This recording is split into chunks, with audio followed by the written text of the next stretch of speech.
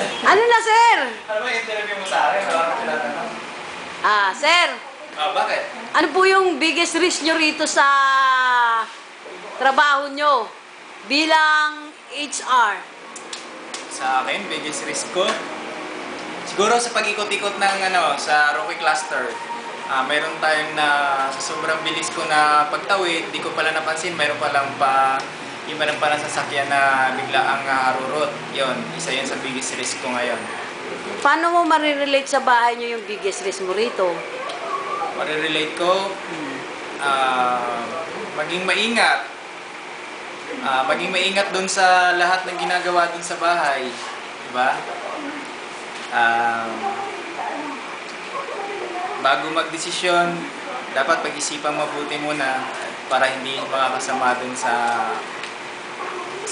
desisyong binibitawan mo.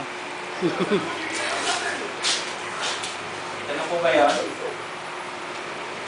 Sir, ano bang Ano ba? tamang procedure para hindi ka maaksidente sa trabaho mo? Ano bang dapat gawin?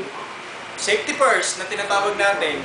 Halimbawa, pagbaba ko ng sasakyan, sisiguraduhin ko na tumitingin muna ako dun sa kaliwa, kanan, kung mayroon ba siyang may nag-overtake na sasakyan o mayroon parating na sasakyan bago tawid.